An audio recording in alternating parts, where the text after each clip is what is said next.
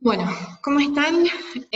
Vamos a darle comienzo a el práctico número 5 en el marco de organizaciones y contexto. En este práctico vamos a trabajar con dos textos. Este primer video va a ser todo sobre el texto de Marta Novick, Trabajo y contextos en el desarrollo productivo argentino, y van a tener un segundo video, la parte 2, que va a ser, estar dedicado al texto de Constanza Selachi, Precariedad laboral y salud. Antes de introducirnos, antes de comenzar con el desarrollo del texto, es importante considerar algunas cuestiones para tener una lectura crítica y entender la importancia del contexto.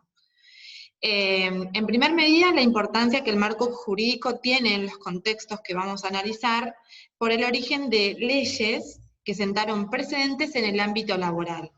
Por ejemplo, la Ley Nacional del Empleo, que dio lugar a los llamados contratos basura, la Ley de Accidentes de Trabajo, que dio origen a las ART. También es importante que tengamos en cuenta en este texto el rol del Estado, que fue pivoteando entre benefactor y entre también posturas que denotaban más una desprotección social.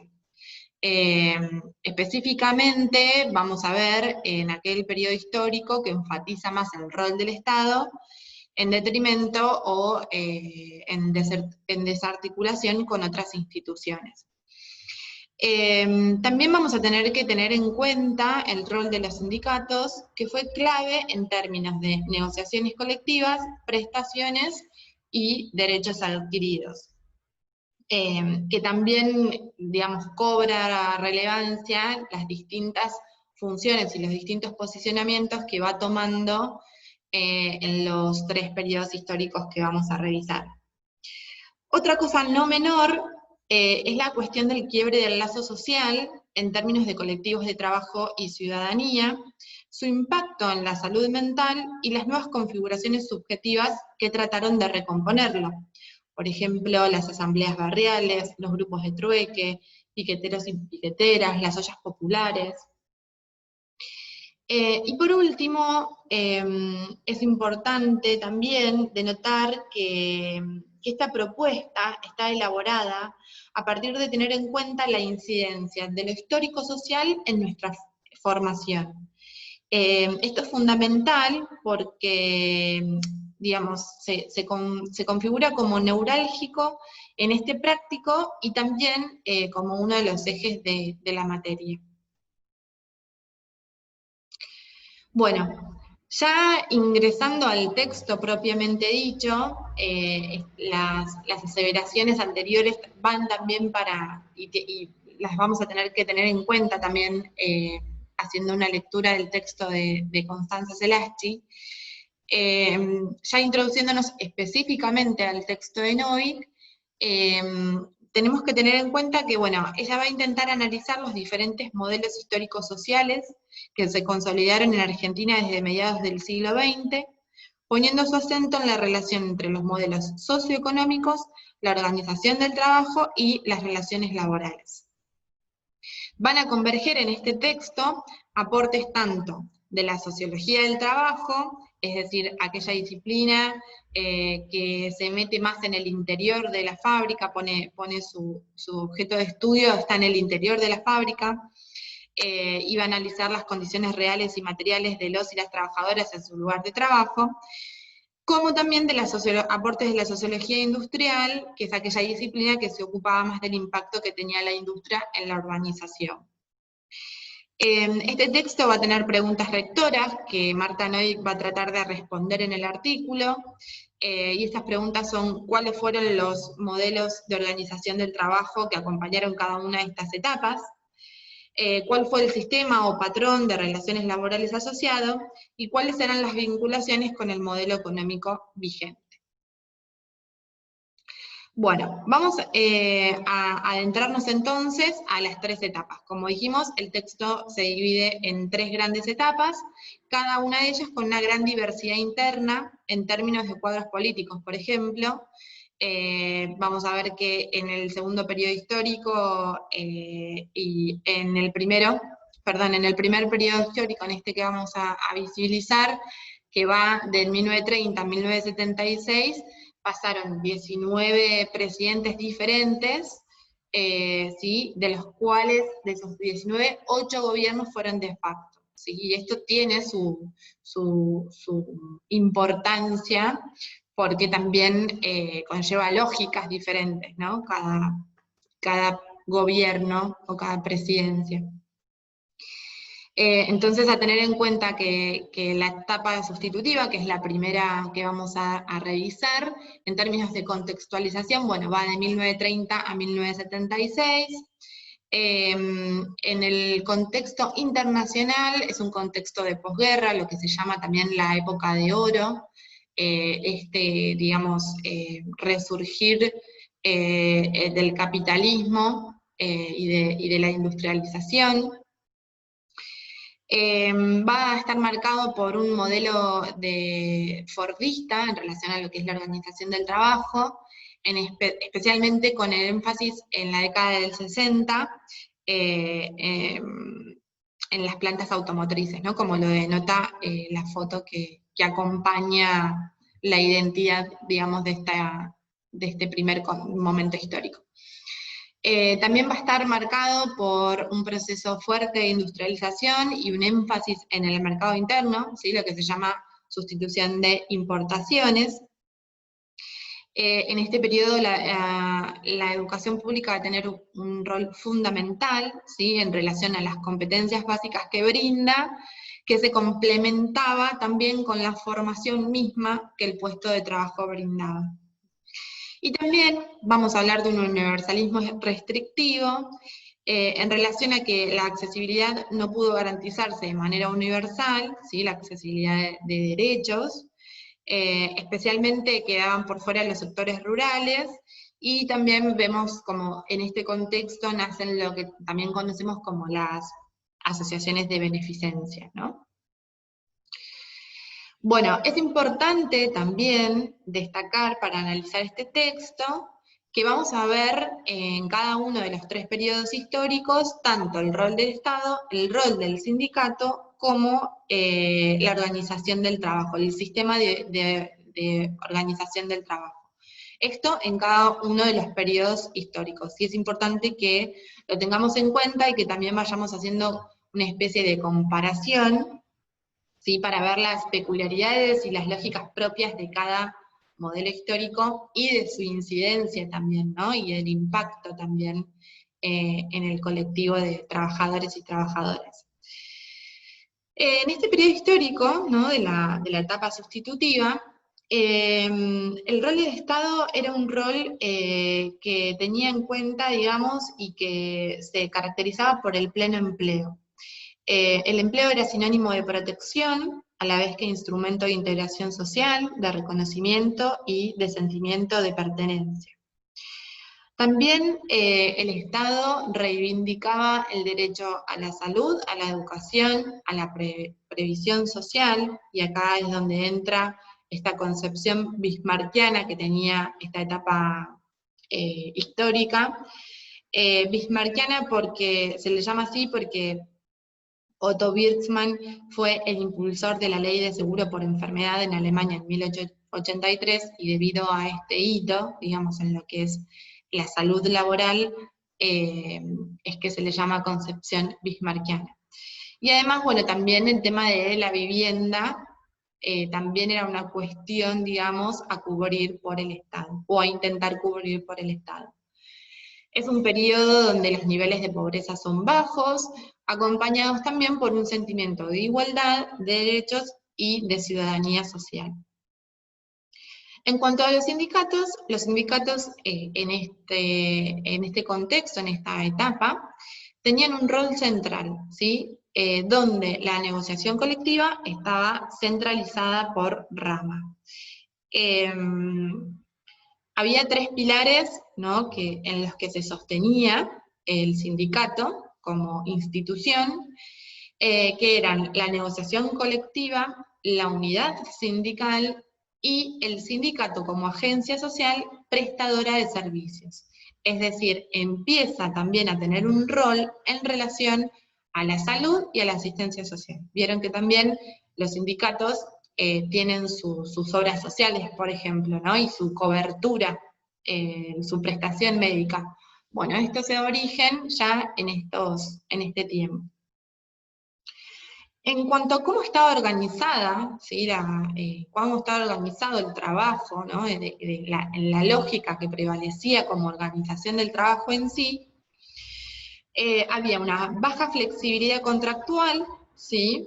Y una baja flexibilidad interna dentro de las empresas. Estaba asignada por mecanismos de control y de disciplinamiento. Había una casi nula autonomía. Porque lo que se trataba de generar era la disminución de tiempos muertos y aumentar esta productividad en serie. Además, bueno, prevalecía la estructura de comando piramidal en relación de poder dentro de la empresa. Había una división entre tareas de concepción y ejecución, había puestos fijos de acuerdo a convenciones colectivas, y esta etapa es donde, debido al rol de los sindicatos, es donde se ven que rigen acuerdos colectivos por sobre los individuales. Pasamos a la segunda etapa, la etapa que llamamos las reformas orientadas al mercado. En relación a la contextualización, bueno, es un periodo que va del 76 al año 2003. 2001-2003. Esta etapa, bueno, digamos, lo que genera es, lo que se da además, es un cambio de paradigma económico y social. La etapa esta comienza con un gobierno dictatorial, ¿sí? Con una dictadura en el 76, con la presidencia de Videla. Y lo que vemos es que, bueno, la dictadura, este gobierno, senta un nuevo modelo económico y social que lo que va a repercutir es en la década del 90, ¿sí? En relación al contexto internacional, bueno, asistimos a lo que conocemos como el giro neoliberal, ¿sí? A principios de los años 70, de la década del 70, y acá está asignada una frase de Margaret Thatcher, un personaje que está además muy relacionado con lo que fue este giro neoliberal, que Margaret Thatcher proponía, digamos, como política, ¿sí? Como lógica de sus políticas, que la economía es el método, decía ella, el objetivo es el alma, ¿no? Y acá vemos como esta lógica aquí opera en torno a, bueno, ir por esas almas, ¿no? Bueno, como decíamos, este periodo histórico está asignado tanto por una dictadura militar, y luego por la restauración democrática. Bueno, cambio de paradigma económico y social, hay una gran competitividad y productividad basada en la apertura de mercados internacionales, ¿sí? También tenemos lo que llamamos el periodo o la ley de convertibilidad, y hay una gran mercantilización de mano de obra, especialmente en la década de los 90. Bueno, como les decía, se ve un gran cambio de paradigma, digamos, tanto en el sistema productivo como en lo material social. Comienza este periodo en el año 76 con la dictadura militar, se da origen a un modelo que se implementará plenamente en los 90, y bueno, lo que conocemos también como la intervención de los sindicatos, ¿no? Ya la huelga se torna un delito penal, y también lo que conocemos como se dan desapariciones forzadas. En el año 83 asistimos a una restauración democrática, ¿sí?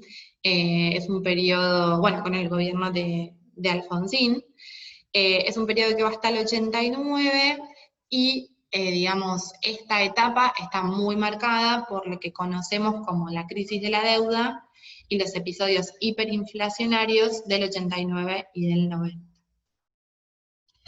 A partir del 89 en adelante tenemos lo que conocemos como el menemismo, que es esta política económica, que el menemismo asignado por esta política económica de cuño sumamente neoliberal, que modifica la estructura y la dinámica del régimen del empleo. Y vamos a detenernos específicamente en qué es lo que cambia en la década del 90 en relación al régimen del empleo. Lo que cambia es que básicamente, a raíz, digamos, de esta apertura al mercado internacional, se da lo que se llamó como la mercantilización de la mano de obra.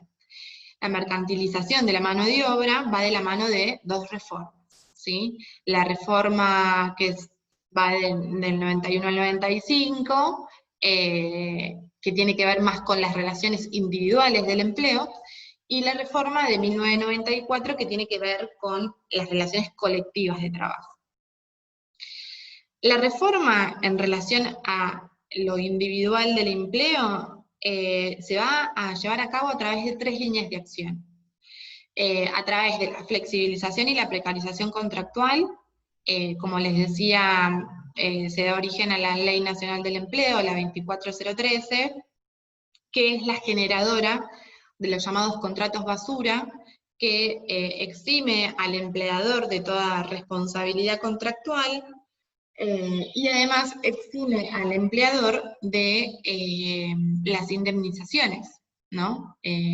Era muy fácil contratar a personal y deshacerse de él, digamos, cuando ya no se lo necesitaba. O se decidía recontratar, digamos, o tercerizar los servicios. Otra de las líneas de acción fue la reforma del régimen de asignaciones familiares, que solamente era para trabajadores registrados y para los trabajadores con los sueldos más bajos. Y otra de las líneas de acción por las cuales se concretó esta reforma individual del empleo fue la reforma del régimen de accidentes laborales. La ley de riesgo de trabajo, la 24557, lo que da lugar es a la creación de las ART. Y la creación de las ART lo que genera es que exime al empleador de los accidentes que los empleados y las empleadas tienen en su lugar de trabajo. Si se privatiza, digamos, la cuestión de los accidentes laborales. Y en lo que es la reforma, que se llama la reforma de 1994, en relación a las relaciones colectivas del trabajo, es que se modifica el régimen de convenios colectivos, sí que da lugar a mayor flexibilidad contractual, a mayor flexibilidad interna dentro de las empresas, a mayor flexibilidad horaria y salarial.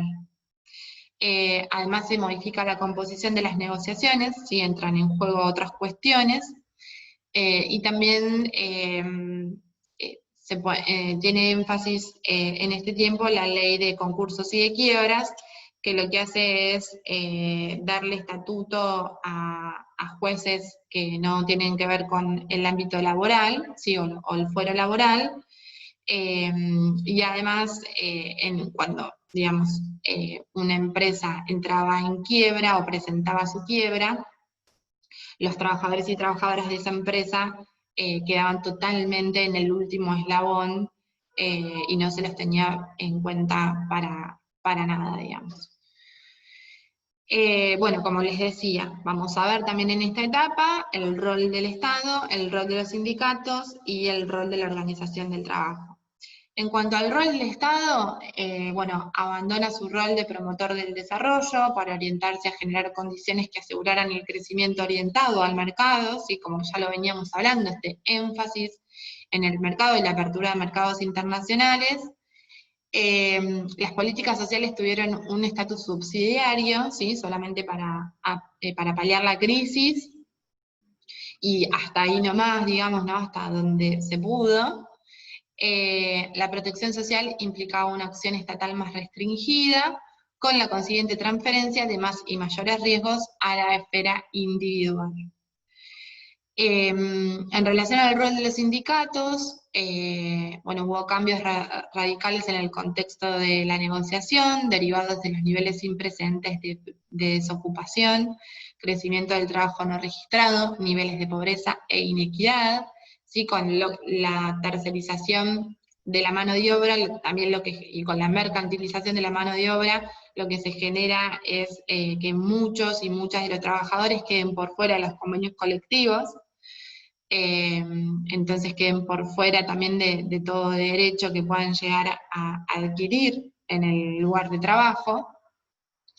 Las negociaciones colectivas se transforman en negociaciones para la crisis, y los sindicatos están asignados a ocupar posiciones más defensivas, siendo refractarios a negociar en condiciones desventajosas, ¿sí? Se genera una puja muy fuerte que es difícil de trascender.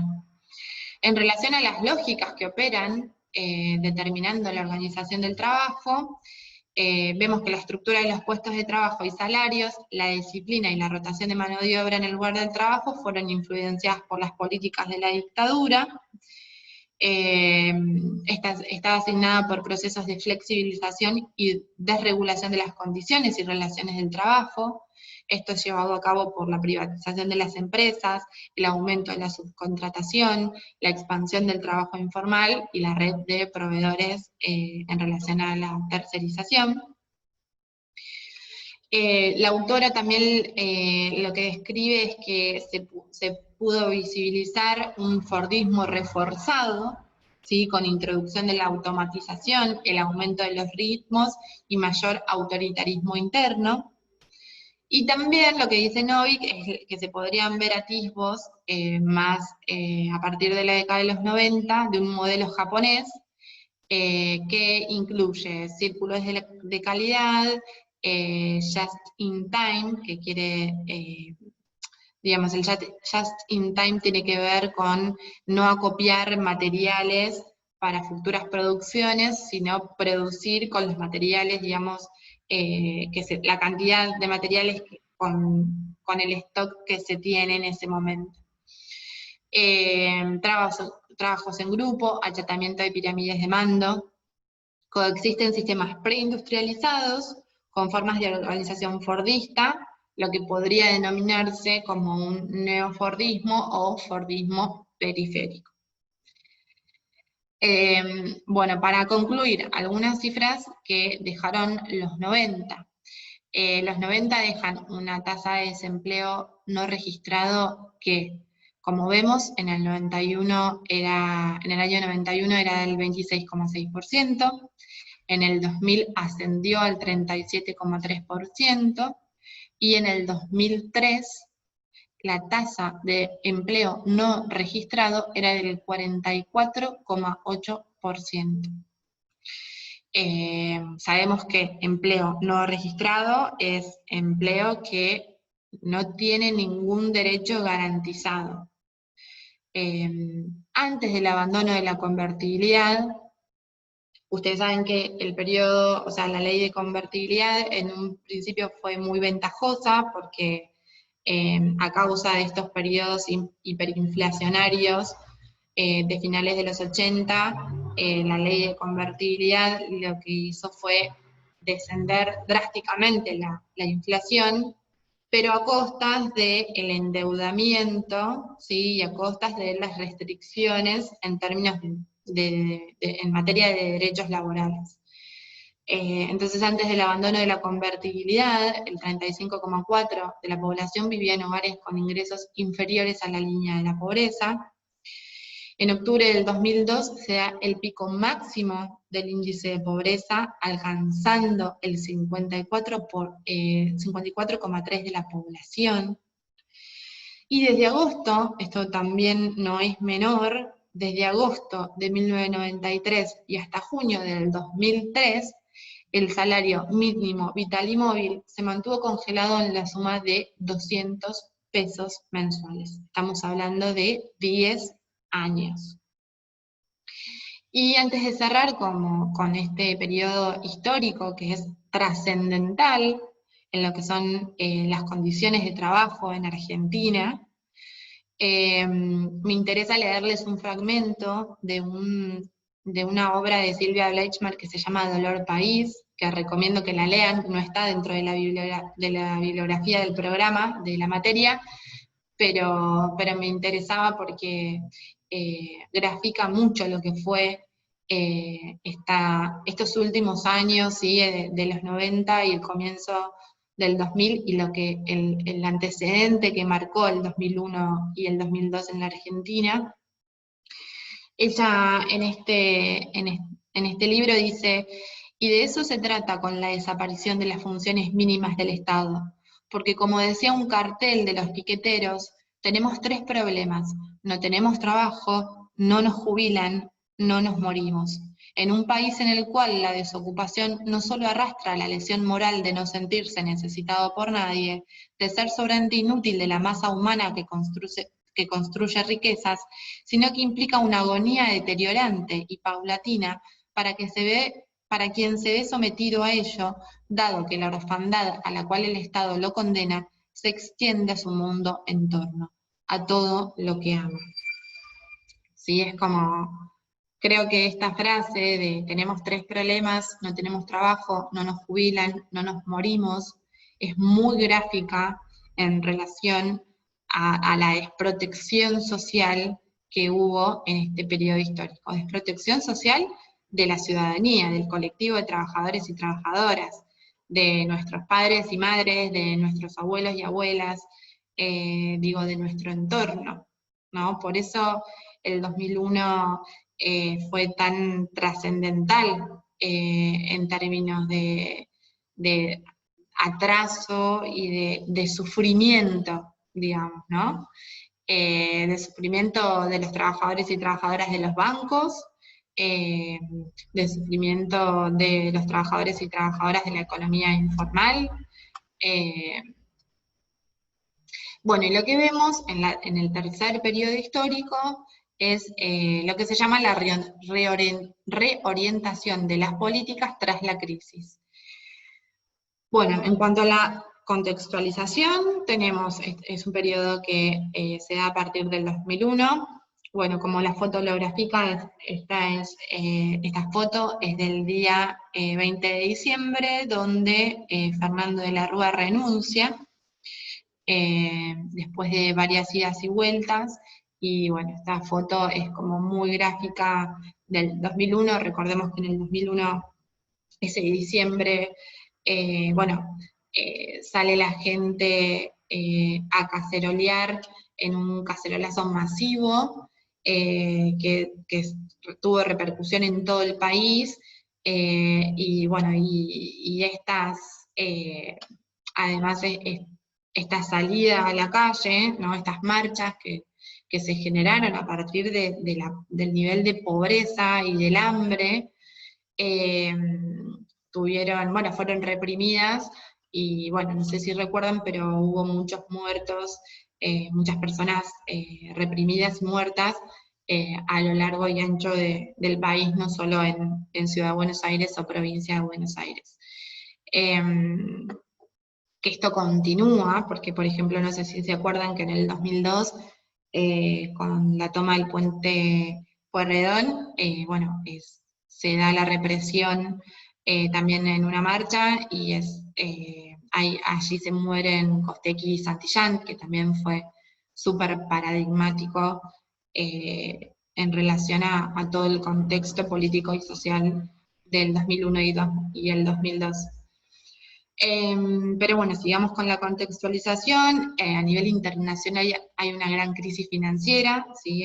En la década de los 2000 se da una caída de la bolsa que también se recuerda porque tuvo mucho impacto en las economías regionales. Se da un nuevo giro, digamos, hay un nuevo giro en torno a una nueva política económica y social. Se da origen a programas y a derechos que van a también sentar precedentes, como le son las jefas y jefes de hogar y la asignación universal por hijo. Y hay nuevas formas de articulación social y laboral, que esto es importante porque es generadores de nuevas subjetividades. Por ejemplo, los clubes de trueque, las empresas recuperadas, las asambleas barriales, piqueteros y piqueteras, las ollas populares, dan un marco nuevo a generación de nuevas subjetividades laborales, atravesadas por toda esta crisis, ¿no? Bueno, y de nuevo, ¿no? Rol del Estado, rol del sindicato y la organización del trabajo. En cuanto al rol del Estado, bueno, está asignado por tratar de recuperar, ¿no? Y se resignifica y rearticulan las políticas económicas, laborales y sociales, en contraposición con el enfoque de desenganche que había entre estas tres líneas, ¿no? Prevaleciente en los 90. Ahí, bueno, lo que se trata de hacer es dinamizar el consumo privado, ¿sí? En relación a que mejoran los ingresos reales, se estabiliza el mercado de cambio, ¿sí? Se termina con la convertibilidad, hay un impacto, se genera un impacto distributivo de planes sociales, la recuperación de instituciones laborales que fueron la base de este proceso de recuperación. En esta etapa se dan los programas, lo que se llaman programas de transferencia con corresponsabilidad. Esto quiere decir, bueno, por ejemplo, en el 2009 se da lugar a la asignación universal por hijo, que es un programa de transferencia, porque transfiere una suma de dinero, y con corresponsabilidad significa que esa suma de dinero se transfiere a partir de que se den ciertas condiciones. En relación a la asignación universal por hijo, por ejemplo, es que los hijos y las hijas estén escolarizados y escolarizadas, que tengan al día el plan de vacunación. Y bueno, entonces se dan grandes programas de transferencia, ¿sí? Que también cambian y resignifican el valor del trabajo y bueno, y el valor de la economía social. En el 2002 se da un programa muy conocido que se llama Jefas y Jefes de Hogar, sí, que era una prestación monetaria, que tuvo más de 2 millones de beneficiarios y beneficiarias, lo que significaba un 7,5% de la población económica activa. Bueno, en el 2008 se da un programa que también se extendió durante muchos años, que es el programa Jóvenes con Más y Mejor Trabajo, y en el 2009 se da lugar a la asignación universal por hijo. Bueno, en relación al rol del sindicato, el sindicato vuelve a asumir un rol protagónico en materia de negociación colectiva, se constituyen como actores centrales en la puja por la recuperación de un espacio diferente en materia de distribución del ingreso, mantiene una alta tasa de afiliación en el sector privado, ¿sí? Y se vislumbran diferentes miradas. Digamos, su accionar fue modificándose a lo largo del tiempo, entre recomponer y tratar de recomponer los deprimidos ingresos, y también de ir incorporando, a medida que los ingresos reales iban mejorando, otras cláusulas en las negociaciones, ¿sí? Pero acordémonos que venía de una deficitaria posibilidad de acción en términos de derechos, ¿no?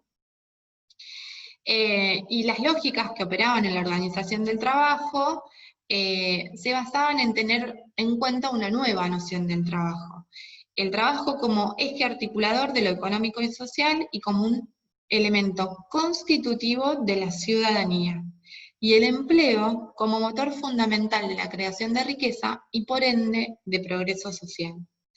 La organización del trabajo no parece haber sufrido importantes transformaciones, se ve una rotación baja, un alto nivel en trabajos de movimientos repetitivos, por ende una escasa búsqueda de la competitividad interna por parte de las empresas, y hay también pocos progresos en materia de organización del trabajo que contribuya a un mayor desarrollo del aprendizaje a partir de la circulación de conocimientos. Bueno, cerrando un poco con este texto de Marta Novick, podemos concluir que la década del 90 y de la crisis del 2001 se recuerdan como una marca instalada en la memoria colectiva, que se resignifica en cada crisis donde se vulnera el acceso a los derechos básicos de las personas. Si no, nos encontramos en algunos periodos de nuestra historia, post-2001, donde esta marca se vuelve a resignificar, ¿no? Donde se ven derechos vulnerados, donde se ve sufrimiento de los trabajadores y trabajadoras, esta marca del 2001 reaparece, ¿sí? Como una impronta ya en la identidad y en la subjetividad de los trabajadores y trabajadoras.